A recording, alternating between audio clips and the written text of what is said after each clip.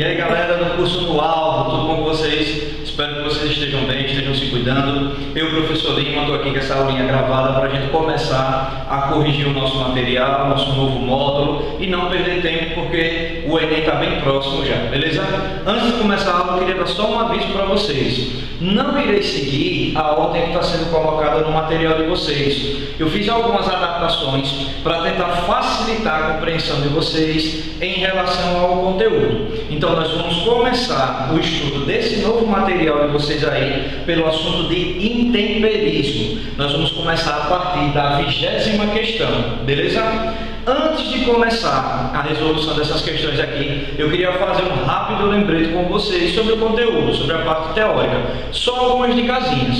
O que nós vamos estudar nesse módulo é solo, o processo de formação do solo. E aí vem a primeira observação para vocês prestarem muita atenção. Ó, no Enem, se existe uma palavrinha que é extremamente simples, mas essa palavrinha ela tem um termo científico que é mais complexo, os caras eles tendem a colocar o termo mais complexo só para complicar a vida do candidato, só para gerar aquela dúvida na cabeça de vocês na hora da prova. Então, o processo de formação dos solos é muito simples, é muito objetivo, eles não vão colocar de maneira direta assim. O que eles vão usar é esse termozinho aqui, ó, pedogênese.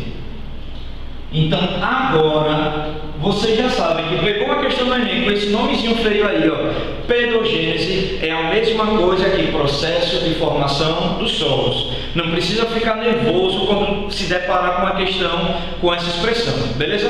Então vamos lá, ó. A pedogênese, que é o processo de formação dos solos, ela ocorre a partir da atuação de duas forças, as chamadas forças endógenas e as forças exógenas. Endógeno e exógeno, o próprio prefixozinho do termo já dá uma dica do que seja. Endógeno, de dentro da terra, aquelas forças que atuam no interior da terra e que vão contribuir na formação dos solos.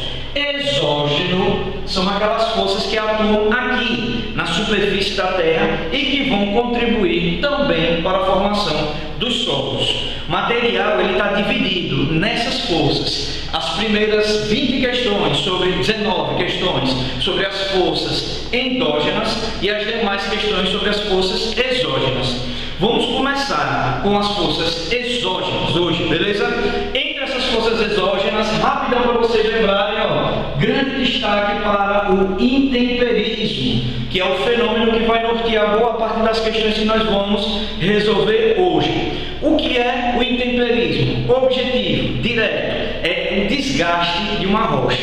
Quando a rocha ela se desgasta, quando ela quebra, quando ela se fragmenta, nós usamos esse termo intemperismo para tentar explicar esse processo. Observação, ó, intemperismo é uma coisa, erosão é outra coisa totalmente diferente. O intemperismo ele é uma etapa da erosão. Mas a erosão a gente aborda de maneira mais detalhada numa próxima oportunidade. Vamos focar hoje no intemperismo. O intemperismo ele pode ser dividido em 3 tipos. O intemperismo químico, físico e biológico. E aí eu tenho os agentes que são responsáveis por esses intemperismos. Se você encontra em uma área muita chuva, muita precipitação naquela determinada área, o que eu vou ter ali é a atuação do intemperismo químico. Esse intemperismo químico, ele atua decompondo a rocha. Trazendo um popular, ele apodrece a rocha, beleza?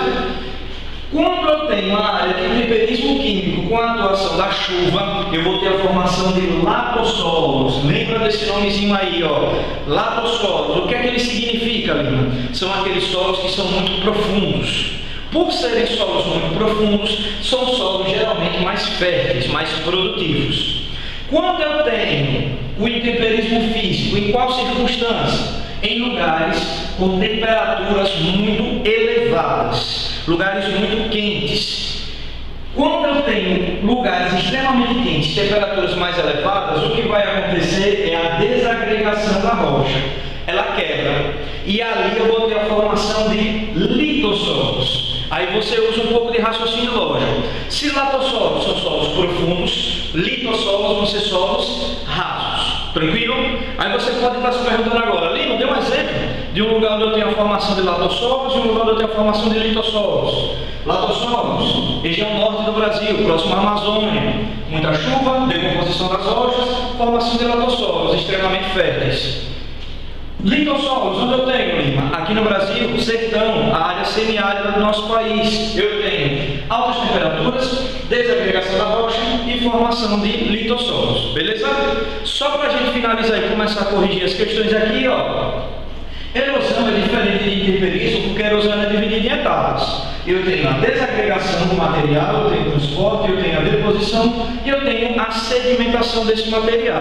O intemperismo, presta atenção no que eu vou dizer, que vocês vão encontrar isso em muitas questões. O intemperismo é uma etapa do processo de erosão. Lembrando que erosão é um fenômeno natural, que é intensificado pela ação antrópica, pela ação do homem. Vamos aqui para corrigir essas questõezinhas rapidinho aí, ó. Primeira questão de número 20 aí. Então vamos lá, galera. Pegando aqui, ó, 20ª questão do material de vocês, vem dizendo o seguinte, ó. As rochas, quando passam pelo processo de intemperismo, sofrem um processo de decomposição e desagregação. Está sublinhada no material de vocês, mas dá uma passadinha com a caneta aí para chamar a atenção, porque isso é muito importante. Transformando-se em sedimentos ou material sedimentar que podem ser transportados para outras áreas. Aí vem a pergunta: os termos decomposição e desagregação acima destacados fazem referência respectivamente, olha essa palavrinha complicada aí, ó, tem que respeitar a ordem, primeiro decompõe, depois desagrega, faz menção respectivamente aos intemperismos. Letra A, intemperismo natural e intemperismo antrópico. Não pode ser essa porque não existe nenhum desses dois tipos de intemperismo. Só existe o intemperismo químico, físico e biológico. Letra B, físico e químico. Aí acende um alerta, ó. Físico e químico, existe esse intemperismo? Existe. Mas veja só, onde é que está o erro dessa questão? Na ordem, no termo respectivamente. Como ele está colocando decompõe e desagrega, então primeiro tem que vir o intemperismo que decompõe e depois o que desagrega. Nessa letra B aqui, ele colocou físico. O intemperismo físico, ele não decompõe. O intemperismo físico, ele desagrega. E assim vai acontecer também com o intemperismo químico. A ordem está trocada. Chega aí na letra C, está lá, intemperismo químico e intemperismo físico. Intemperismo químico, ele decompõe como está aqui. Decompõe. E o intemperismo físico, ele desagrega? Desagrega. Então essa 20ª questão aí, a alternativa correta seria a letra C. Só por desencargo de consciência. Letra D, biológico e mecânico, não vai ser porque não existe intemperismo mecânico. Na verdade, intemperismo mecânico é uma denominação que é utilizada em pouquíssimas provas que vocês vão encontrar para se referir ao intemperismo físico, mas não seria esse. Letra E, orgânico e físico-químico. Nenhuma das duas alternativas existe. Tranquilo? Vamos agora, ó, para a nossa 21ª questão. Intemperismo e erosão são dois processos recorrentes que atuam sobre as rochas e os solos, transformando-os. A diferença entre esses dois termos, ou seja, a diferença entre intemperismo e erosão é que, letra A, o primeiro, o intemperismo, faz referência à decomposição e o segundo à desagregação. Não, o intemperismo, ele tanto desagrega como ele decompõe. Não existe isso de intemperismo desagrega, erosão decompõe, de forma nenhuma. Letra B, a erosão é um processo natural e o intemperismo é um processo antrópico, de forma nenhuma.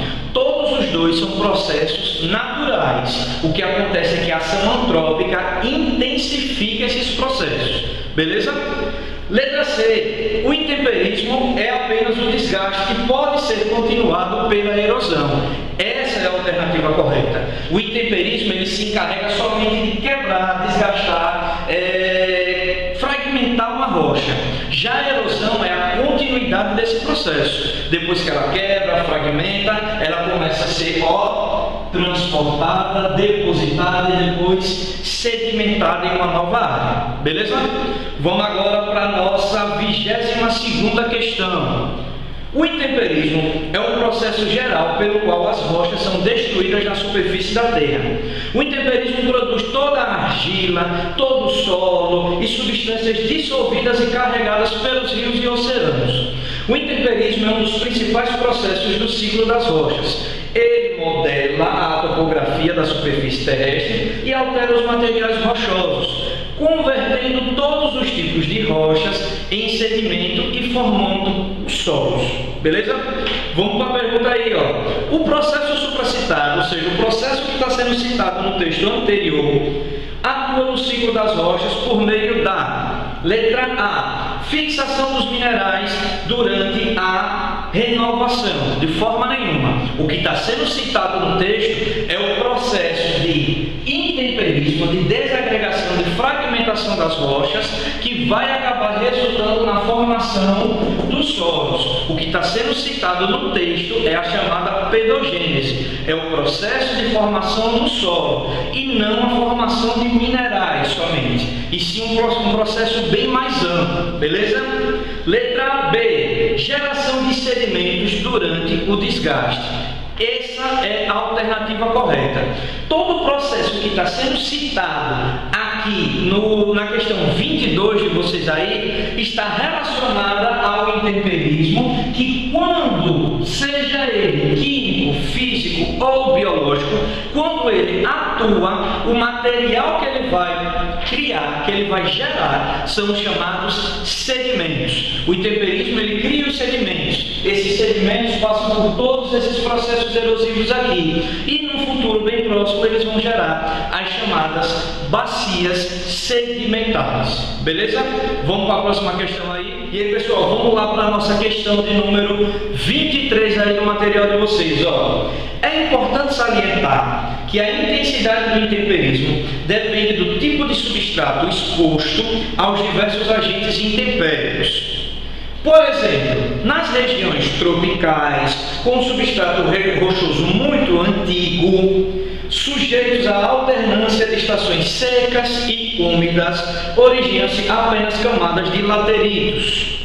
Na estação seca, a evaporação é intensa e na estação úmida ocorre forte lixiviação do manto de intemperismo. Na questão, ele começa a citar alguns dos problemas que o solo enfrenta pelo uso excessivo dele. Não precisa se assustar, que a gente vai ter uma aula somente sobre esses itens, somente sobre o processo de degradação e depois o processo técnicas, na verdade, de conservação do solo. Chegamos aí até a pergunta. No trecho acima, podemos considerar o clima como uma variável importante do intemperismo por meio do controle sobre. O que é que essa questão está colocando aí para vocês? Ela coloca vários elementos relacionados ao clima. E ela está perguntando, dentre os diversos elementos que estão relacionados ao clima, qual é o que vai estar atuando diretamente de acordo com o texto que está sendo colocado aqui na questão 23. E aí você pega a letra A. Temperatura e umidade. O que está sendo citado aqui é a alternância das estações do ano. Na alternância das estações do ano, eu tenho mudanças de temperatura? Tenho. Até aí está beleza. Umidade. Umidade, ela não atua muito no intemperismo. O que vai atuar mais intensamente no intemperismo é a questão das chuvas. Você pode dizer assim, mas a chuva não torna, de certa forma, o ar um pouco mais úmido? Sim, mas são dois fatores totalmente diferentes.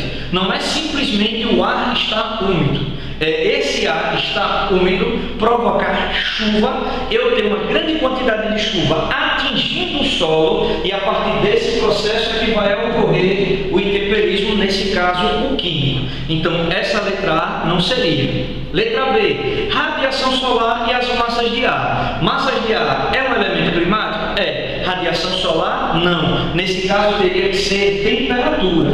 O que ele está citando aqui é radiação solar e não a temperatura. Letra C, os ventos e a pressão atmosférica. Nenhum desses dois elementos climáticos aqui você vai encontrar no nosso esquemazinho. Os dois principais relacionados ao intemperismo são chuva e a temperatura. Então, também não seria a letra C. Letra D, a definição das estações do ano. Definição das estações do ano não é elemento climático e, novamente, não está elencado como um desses elementos que atuam para intensificar o intemperismo. E aí você encontra na letra E, precipitação e temperatura. Precipitação, a mesma coisa que chuva, pessoal. E temperatura são os dois elementos climáticos que agem para poder promover o intemperismo. É só você colocar na sua memória e não esquecer de forma nenhuma. Não existe outro. Não precisa você estar elencando todos os elementos climáticos. Não precisa você ter que recordar de massas de ar, correntes marítimas, altitude e relevo, de forma nenhuma. Você só precisa saber que chuva ou precipitação é a mesma coisa e a temperatura são os dois elementos climáticos ambientais que estão diretamente relacionados ao intemperismo. Beleza? Vamos aqui para a nossa 24ª questão da Unicamp.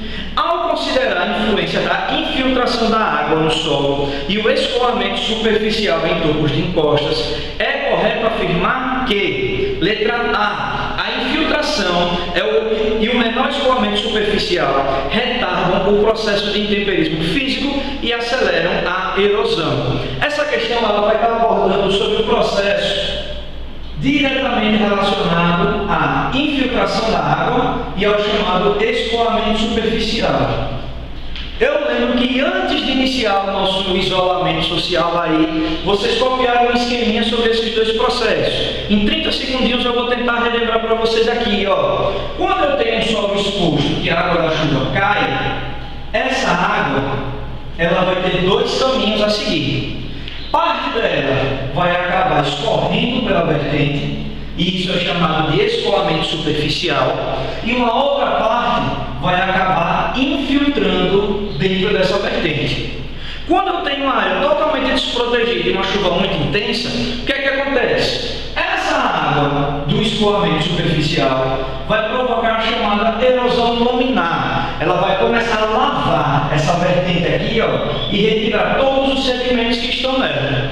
E quando eu saturo a quantidade de água que infiltrou nessa vertente, o que vai acabar provocando é um processo erosivo de desmoronamento. O solo vai ficar muito encharcado, muito pesado, a gravidade vai fazer sua força, vai fazer o seu trabalho aqui e vai acabar fazendo com que toda essa vertente ela acabe desmoronando. Beleza? Então vamos retomar aqui a questão. Ó. Quando eu tenho uma maior infiltração e um menor escoamento superficial, eu tenho o retardo do intemperismo físico e eu acelero a erosão. De forma nenhuma. Beleza? Não tem como eu reduzir a infiltração e acabar retardando o intemperismo físico. Não tem nenhuma relação de chuva com intemperismo físico. Intemperismo físico ele é provocado pela temperatura. Letra B. Com uma menor infiltração e um menor escoamento superficial, inibem a erosão e favorecem o intemperismo físico. Não, eles acabam intensificando o processo de erosão e eles vão acabar favorecendo o intemperismo químico também. Letra C. A menor infiltração e o menor escoamento superficial aceleram o intemperismo físico e químico e retardam o processo de erosão. Também não. O processo de erosão, nesse caso, ele também será intensificado. E a letra D vem dizendo o seguinte: a infiltração e o escoamento superficial aceleram respectivamente. Então vamos lá. A infiltração ela acelera o intemperismo químico, beleza. Umidade no solo, formação de latossolos. A infiltração e o escoamento superficial, ele vai acelerar a erosão, sim. Muita água correndo sobre essa vertente vai acabar promovendo um processo erosivo mais intenso. Tranquilo até aí, pessoal? Vamos agora para a nossa questão de número 25 aqui do Enem de 2011. Dois pontos que eu queria chamar a atenção de vocês nessa questão, que vocês precisam se atentar. Primeiro, na legenda do mapa aqui, onde está colocando, ó, precipitação, dá uma marcada aí com sua canetinha marca-texto, com um lápis. essa curva da precipitação ela vai ser crucial para o entendimento da questão e para conseguir resolver, beleza? Precipitação, lembrando, a mesma coisa que chuva. Temos um gráfico aqui, esse gráfico ele tem 3 variáveis em linha. Ele tem a temperatura, ele tem a precipitação e ele tem a evaporação, sendo representados aqui, ó, as suas nuances, beleza? E ele também tenta mostrar a profundidade do solo em determinado lugar. Perceba o seguinte, ó, o que eu disse a vocês aqui no temperismo químico. Lugar com muita chuva vai promover a decomposição da rocha e a formação de latossolos. Latossolos são solos profundos. Percebam o seguinte, antes da gente começar a responder aqui, ó. A curva da precipitação, ela se acentua justamente no local onde o solo se torna mais profundo, comprovando o que eu acabei de dizer a vocês aqui, ó. Muita chuva, solos mais profundos, latossolos. E aí vem a pergunta. O gráfico relaciona diversas variáveis ao processo de formação de solos.